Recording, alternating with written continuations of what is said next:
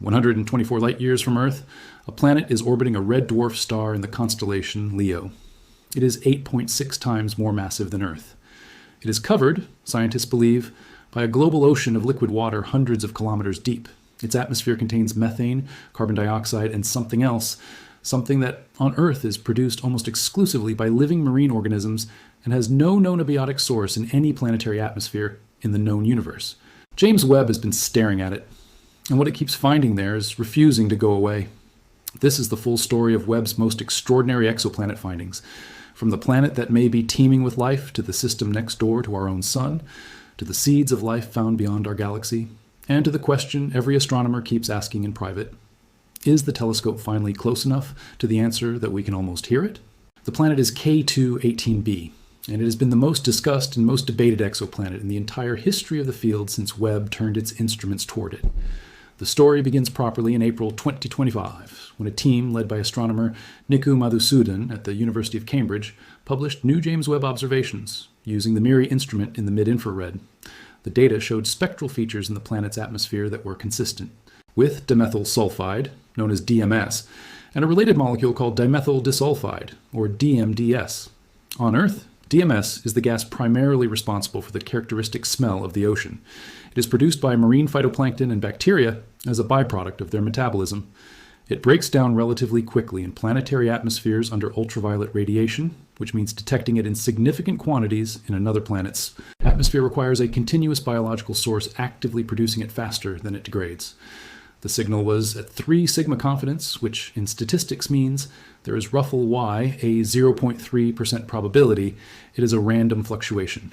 That is not the gold standard 5 sigma confidence level required for a confirmed astronomical detection.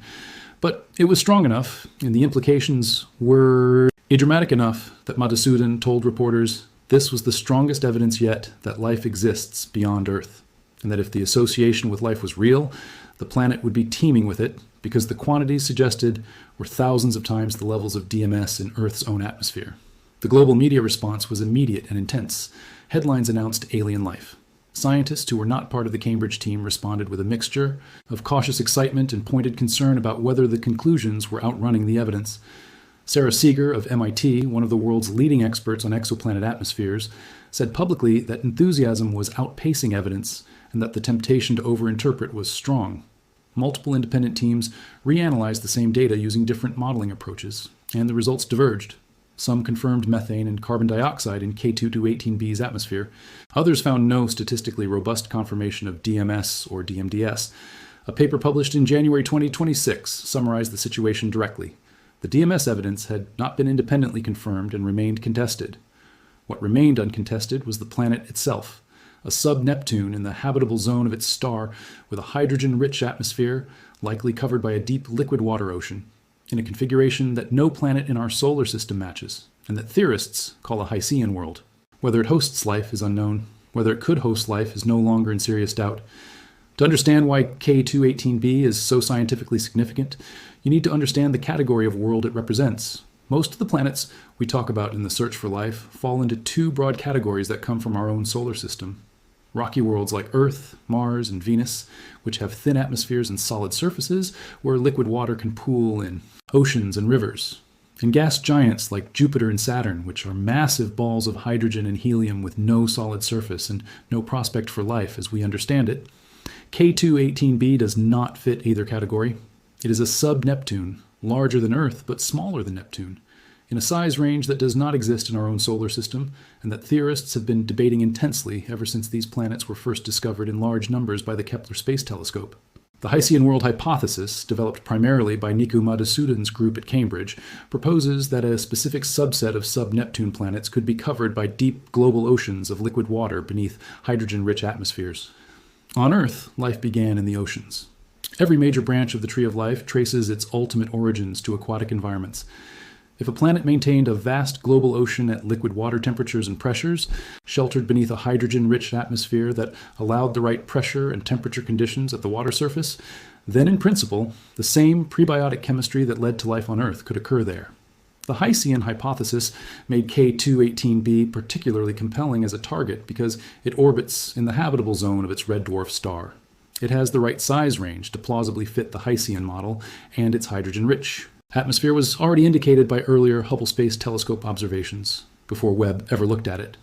The 2023 Webb observations that preceded the April 2025 paper were the first detailed spectroscopic characterization of K2-18b's atmosphere using Webb's NIRSpec instrument.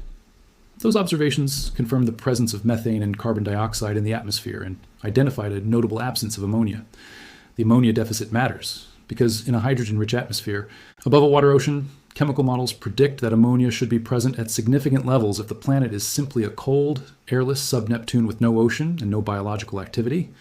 The absence of ammonia, combined with the presence of methane and carbon dioxide, was consistent with the hypothesis that an ocean exists on K2-18b, because the ocean would dissolve the ammonia that would otherwise accumulate in the atmosphere. That result alone, from the 2023 observations, was enough to send the Cambridge team back to Webb for more time to look for the biological smoking gun, the DMS signal that the April 2025 paper reported. K2-18b is not the only planet Webb has been examining in the search for potentially habitable worlds. In August 2025, reports described a possible habitable giant planet discovered in the nearest star system to Earth, Alpha Centauri. The triple star system, 4.37 light-years from the Sun, has been the subject of intense planet hunting efforts for decades, precisely because of its proximity. If any planet in Alpha Centauri's habitable zone is discovered, its relatively close distance would make it one of the most accessible targets for detailed atmospheric characterization. The planet described in August 2025 reporting was described as a possible giant world with potentially habitable moons, something that scientists noted could support life in a form not as we know it from Earth's surface, but potentially viable in environments analogous to the liquid water moons of Jupiter and Saturn in our own solar system. Scientists hope to get a sharper image of the system using the Roman Space Telescope when it launched in 2026. Whether this candidate planet survives further scrutiny remains to be confirmed. Webb's discoveries in 2025 and 2026 extended well beyond planet hunting. In October 2025, the telescope detected what scientists called the seeds of life in an icy star beyond our own galaxy. Webb's extraordinary infrared sensitivity was used to study the molecular content of a star-forming region in the Large Magellanic Cloud, one of the satellite galaxies orbiting the Milky Way at a distance of roughly 160,000 light-years. In that distant star-forming cloud, Webb detected complex organic molecules including methanol and ethanol, alcohol compounds that are among the building blocks of more complex prebiotic chemistry.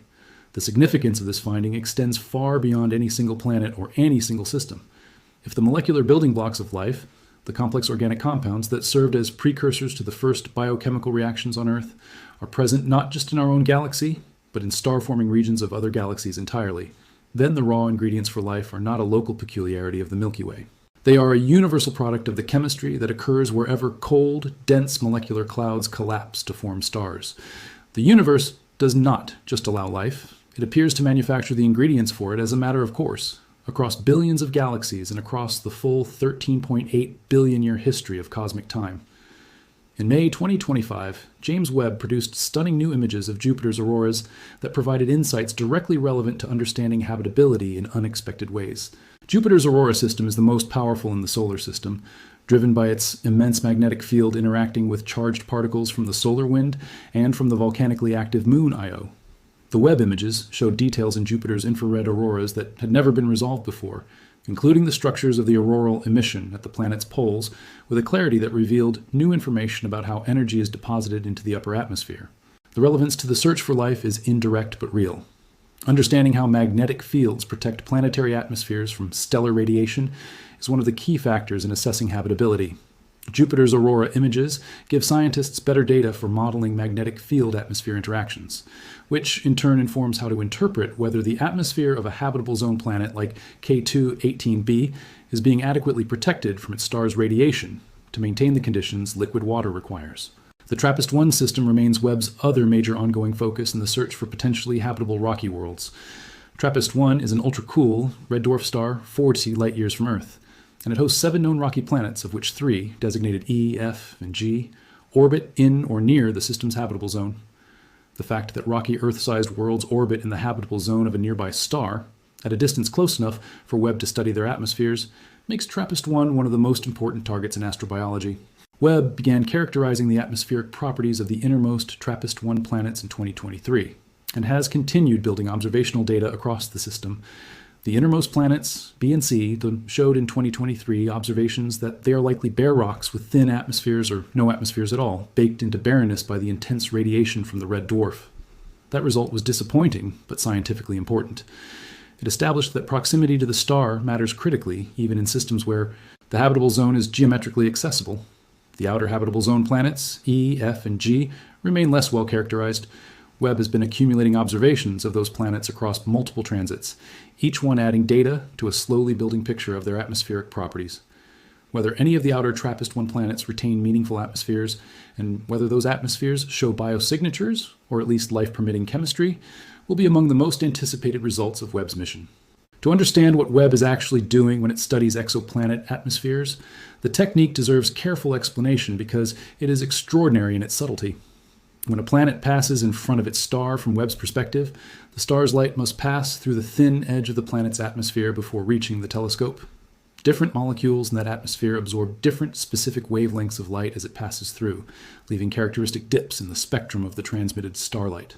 By comparing the spectrum of the star when the planet is in front of it to the spectrum of the star alone when the planet is not in transit, Webb can calculate the absorption signature of the atmosphere with extraordinary precision, identifying which molecules are present based on the specific wavelength pattern of the absorption features.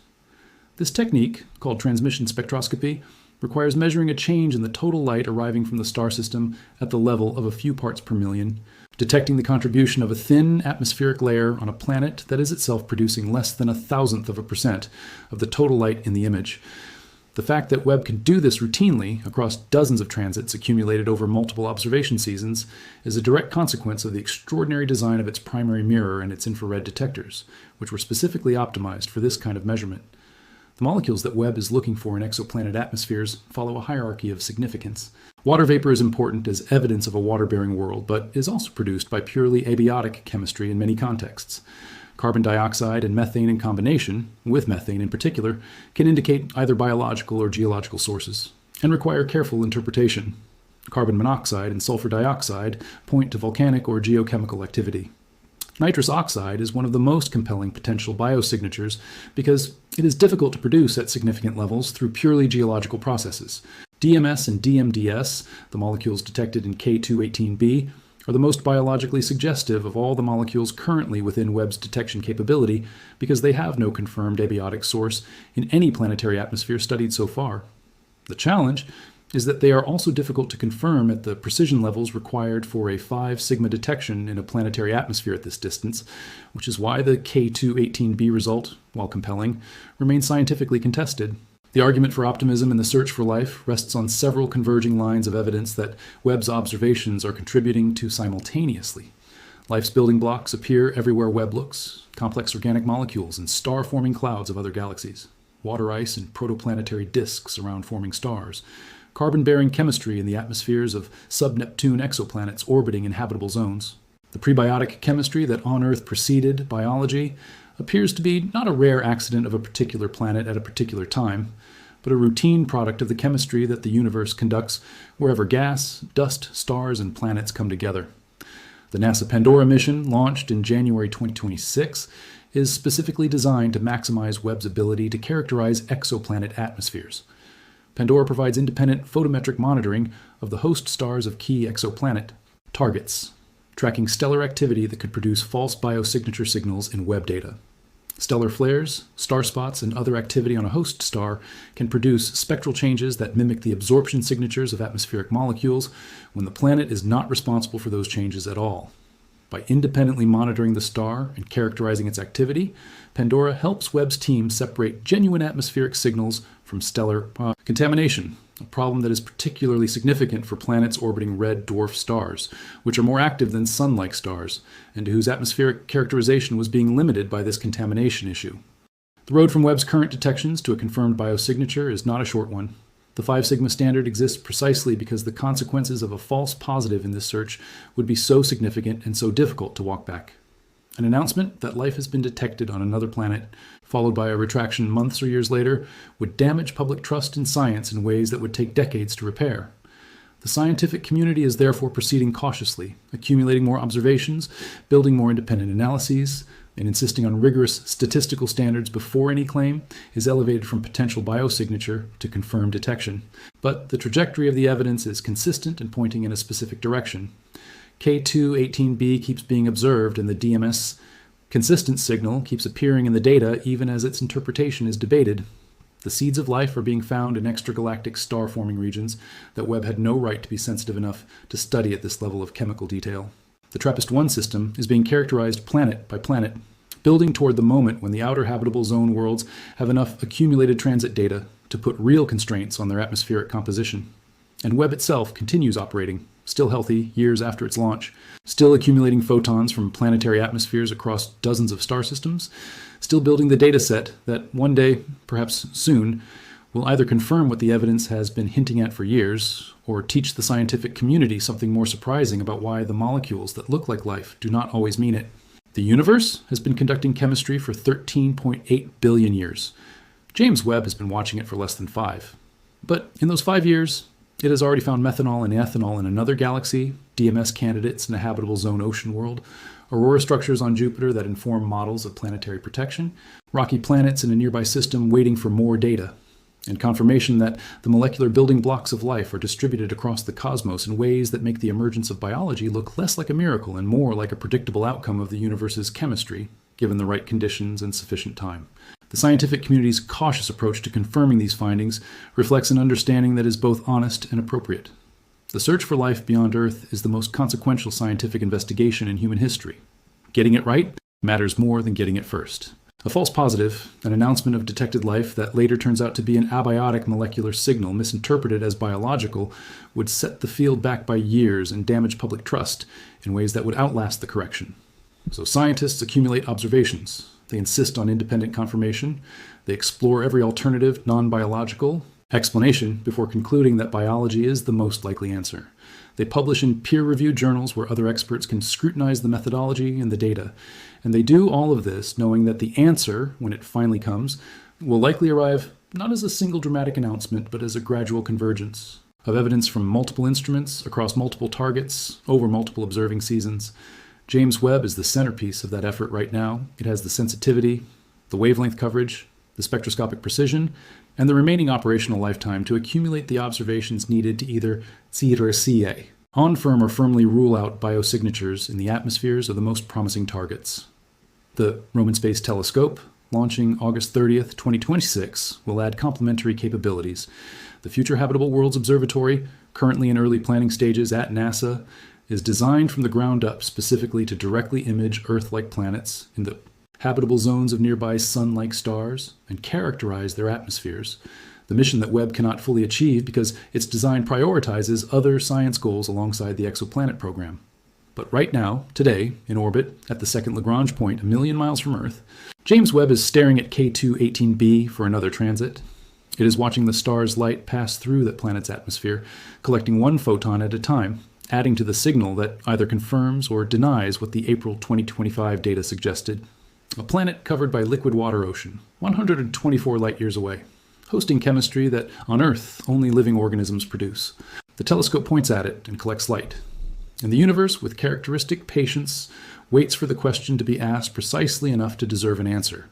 Whatever that answer turns out to be, the fact that we can ask it at all, the fact that we have built an instrument capable of reading the chemical composition of an atmosphere on a planet orbiting another star and finding molecules that our biology produces here at home, is one of the most extraordinary technological achievements in human history. The search for life beyond Earth has entered the era where the answer is actually achievable within a human lifetime. And James Webb, glowing gold in the dark a million miles from home, is the instrument that made that era begin.